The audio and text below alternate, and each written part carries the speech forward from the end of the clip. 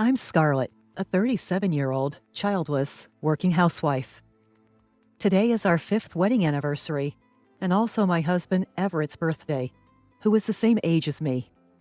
Everett is a handsome salesman at a famous company and seems to be quite successful, but he often works late and entertains clients, so we don't see each other much. Our wedding was a simple weekday ceremony with family and a few friends, as we both had weekend jobs and struggled to find a common schedule. Everett strongly wanted it this way. So for our anniversary and his birthday, I asked him to come home early. I took a half day off from work. I bought his favorite Wagyu steak, wine, and cake at a department store and set a stylish table. I waited for Everett to come home. However, despite my insistence on coming home early, he didn't return. I received a single email saying he had urgent work and would stay at the office. Disappointed, but understanding it was work, I cleaned up the dinner and went to bed, feeling a little doubtful since he had said he wasn't that busy. The next morning, I went to work as usual, and my messages to his phone went unread.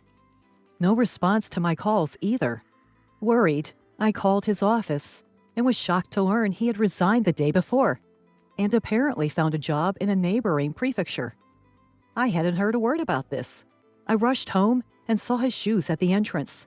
I burst into his room to find him packing his belongings in a suitcase. "What's going on?"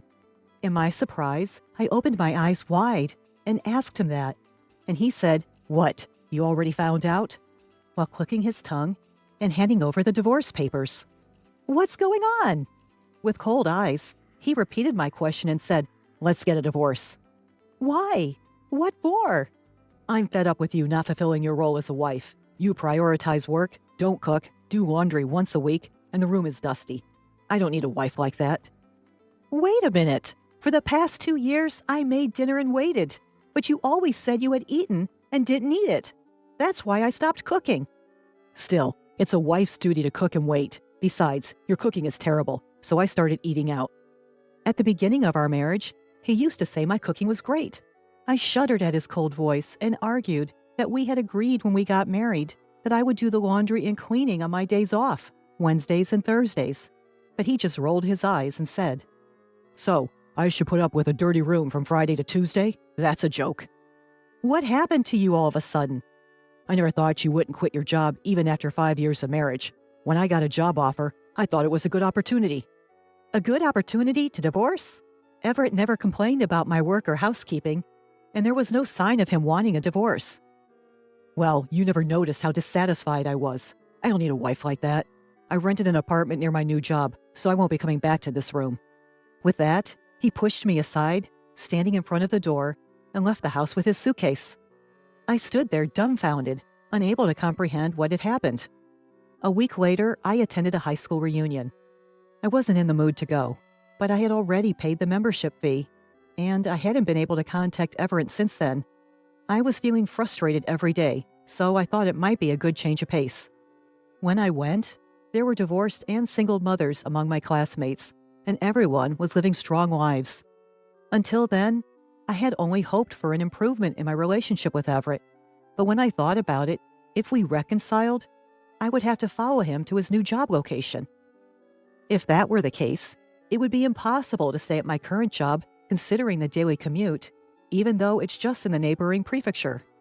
On the other hand, after working for 17 years since graduating from junior college and receiving a decent salary, it would be almost impossible to earn the same income in the new location. Everett had completely rejected me, and I began to think maybe I should give up. What made it definitive was a phone call from Everett urging me to move. We had been living in a rented apartment, and Everett was the tenant. The lease renewal period was approaching, and it seemed the real estate agent had contacted Everett. "I told them we'd move out in a month, so get rid of everything by then." "I'm still living here, and you didn't consult me at all," I complained, to which he replied, "I'm the one renting it. I don't need to consult you," in a combative tone. I realized that it was really hopeless and said, "Fine, I'll clean up my stuff this weekend or next weekend. Get rid of not just your stuff, but also everything left in my room and the furniture." "What?" I was ticked off when I heard that. "What are you talking about? This room was originally rented by you when you were single, and most of the furniture has been used since then. Most of the other furniture and appliances were bought with your credit card. I'll dispose of the furniture and appliances I mainly used, but naturally, you're responsible for disposing of the rest and covering the disposal costs." When I replied, he hung up. What a stingy man, taking only his precious belongings and leaving all the cleanup to me. This made me determined to divorce him. Over the weekend, I sorted out the closet, reminiscing about the happy times we'd had since we got married. There were many things belonging to both me and Everett. Among them, I found his high school graduation album. Come to think of it, all the friends Everett introduced me to were from after college. I absent-mindedly flipped through his graduation album. That's when I noticed something unexpected. I submitted the divorce papers and reported it to Everett by email. A week later, in the evening, I received a reply from Everett with a picture, which was a marriage registration form for him and a woman. I was astonished and stared at it when he called me. "Did you see it?" "What does this mean?" "It's exactly what it looks like. I just had a wedding ceremony and remarried that woman." "You're kidding." "She's super beautiful, rich, and has a great personality. She asked me to marry her as soon as we divorced. This is proof. Isn't it amazing?" "So you were cheating on me while we were married?" "I'm popular, unlike you, who only has your job going for you. Oh, by the way, her father built us a house on their property, and I transferred to her hometown with his help. It's a mid-sized company, but I'm an executive." Everett must have really wanted to brag about remarrying his rich affair partner, but as he nonchalantly answered, a strong anger rose within me. He said there was a problem with me and divorced me, but it was actually to remarry his affair partner. He said they had been dating for over 2 years. They met at a pub with his coworkers, and she was one of 4 women sitting at the next table. Apparently, when Everett spilled his drink on his clothes, she wiped it off, and that's how they started talking. "Man, she's the same age as you and me, but she's super beautiful and looks like she's 10 years younger." She quickly wiped my clothes with a pretty handkerchief.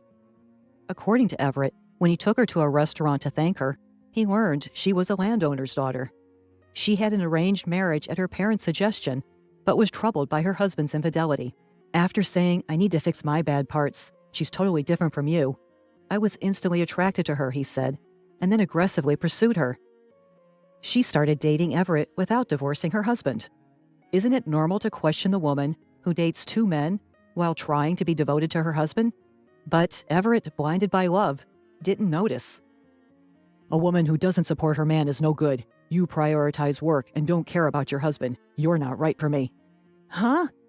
You can't stand on your own, so you want me to support you?" I couldn't help but yell at him, and Everett seemed annoyed as well, saying, "I'm so glad I'm finally free from a woman like you. Stella is the best after all." Stella? Is that her name? Yeah, it's written with the characters for double and flower, like the double cherry blossoms. She was born when the double cherry blossoms were in full bloom. Her parents have a great naming sense. They are true celebrities.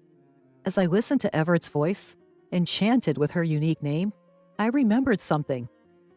"Did you really marry such a wonderful woman? You're not lying?"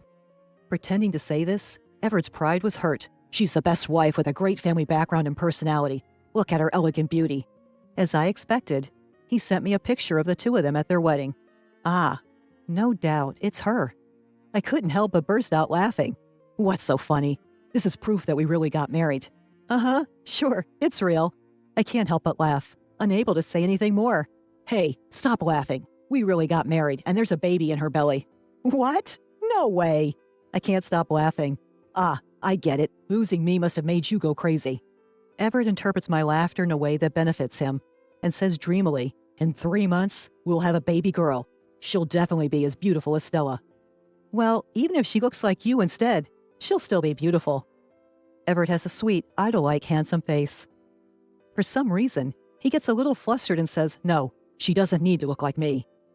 Hearing that, I burst out laughing again. Everett says, "Go crazy on your own. Goodbye," and hangs up the phone. Eventually, he'll find out why I was laughing. I can't wait for that day. Afterward, we had some disputes over alimony and property division, but I managed to get millions of dollars from Everett through a lawyer. Everett agreed to pay alimony for his share, not wanting to cause her emotional distress during her pregnancy. 2 years passed without any contact, and then I finally received a heartbreaking email. Please, Scarlett, I beg you, please listen to me. Reluctantly, I answered the phone call that came right after the email. As expected, it was about the child born between him and Stella. Well, kids tend to look like their parents, right? Of course. Who else would they look like? Yeah. Apparently, the baby girl doesn't look like the beautiful Stella at all. I tried saying, she's only 2 years old, right? She'll change a lot as she grows. But he couldn't be convinced, thinking it's strange that there's no resemblance at all. Well, I guess that makes sense. When I asked, holding back laughter, "Doesn't baby look like you?" he suddenly panicked and said loudly, "No, she doesn't. But it's okay. It's okay that she doesn't look like me."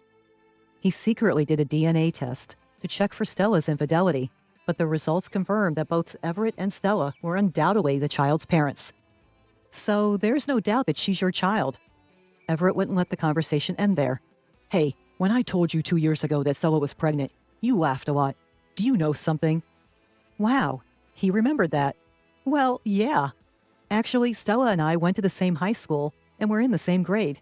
We were never in the same class during those 3 years, so I didn't know much about her, but I remember her being the daughter of a landlord and having a haughty, bad personality. At a class reunion about 2 years ago, the topic of Stella and her plastic surgery came up. Stella, with her single eyelids, small eyes, button nose, and slight overbite, was self-conscious about her looks and apparently underwent several procedures at a famous cosmetic surgery clinic in New York after high school. She didn't attend the reunion, so I couldn't see her face, but a friend later sent me before and after pictures of her. American cosmetic surgery is amazing. When I told Everett about this, he didn't believe me at first, but then realized that he'd never seen any childhood or graduation album photos of her. Was I deceived? Damn it! Stella acted all meek while we were dating, but it turns out she cheated on me multiple times and got divorced. She's been sued for alimony by several of her ex-husband's wives. I'm going to confront her. Maybe you shouldn't. Huh? Why not? Well, the child doesn't look like you either, right? Usually, girls are said to resemble their fathers. When I said that, Everett was at a loss for words. She can't look like you. You've had plastic surgery too. How did you? When I moved out of the apartment we lived in 2 years ago, I found your high school graduation album. You looked like a completely different person, so I was shocked. After seeing that album, I understood why he never introduced me to his college friends, insisted on having a modest wedding, and only invited a few colleagues from work. Everett probably had plastic surgery while he was in college and was afraid of being exposed by his friends at the time. I don't think there's anything wrong with plastic surgery, but you have to consider that your child might look like your original face. What should I do? What do you mean, what should you do? Just be a normal father. The results showed that the child is definitely yours. With that, I hung up the phone and blocked his number and email address. He's such a narrow-minded man, just because the child's face isn't what he wanted. A year later, a friend with a child the same age as Everett's showed me a picture of her child entering kindergarten, and the child was adorable. The child simply didn't resemble the current Stella or Everett. But according to my friend who became friends with Stella, Stella also expected her child to look like Everett after his surgery. My friend has to listen to her complain almost daily, saying I shouldn't have given birth to such a child. Seriously, they're the worst couple ever. And it seems Everett cheated again, so my friend even got divorce advice from Stella. Everett is such an idiot.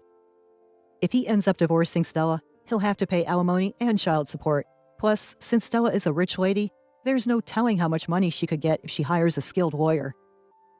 Furthermore, according to my friend who became friends with Stella, even the local kids know about her plastic surgery, and her daughter is being excluded at kindergarten, being told, "Your mom is actually ugly." It's a relief that Stella's parents seem to love their granddaughter, but it's really sad for the child. Well, it's none of my business anyway. As for me, I managed to rent an apartment in a convenient location for commuting. Now that the distance is shorter, I can do cleaning and laundry after I get home, and I can spend my days off entirely on my own interests. I've deepened my friendship with a divorced classmate, whom I met again at the reunion, and I'm enjoying a leisurely and fun life.